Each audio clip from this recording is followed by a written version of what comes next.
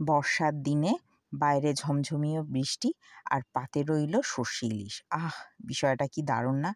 আর সেই সর্ষে ইলিশ এইভাবে রান্না করলে স্বাদ হবে সবচেয়ে ভালো। কিভাবে কি করছি চলুন দেখাই।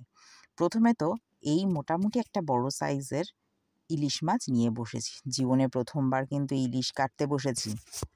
তাই সেই অনুভূতিটা একটু ক্যামেরাবন্দি করার চেষ্টা করলাম। না, অনুভূতি ক্যামেরাবন্দি না, আমার কীর্তিকলাপটা ক্যামেরাবন্দি করার চেষ্টা করলাম। আর সেটাই আপনাদের সাথে একটু শেয়ার করছি।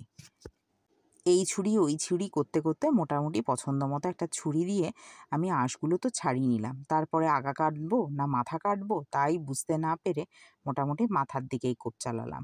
তারপরে দেখলাম না, কোয়াইট ইজি, অত বেশি কঠিনও না আর অত বেশি ঝামেলাও না। তো মোটামুটি পিস করে নিলাম। এরপরে যেটুকু রান্না করব সেটুকু আলাদা করে নিয়েছি। তার মধ্যে নুন হলুদ মাখিয়ে সুন্দর করে মাখিয়ে নিলাম। এরপরে চলুন ঝট করে একটা মশলা করে নিই।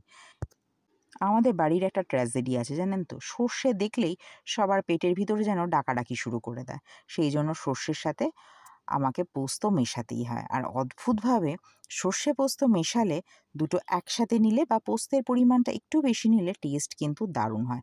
তবে বাটাবুটির সময় একটু নুন দিয়ে দেবেন আর যেরকম ঝাল খাবেন সেই রকম লঙ্কা দিয়ে বেটে নিলাম।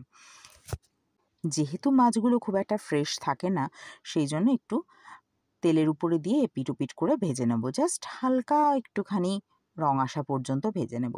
ব্যাস, কথায় কথায় কিন্তু আমার মাছ ভাজাও সারা এবং কড়াই থেকে তোলাও সারা।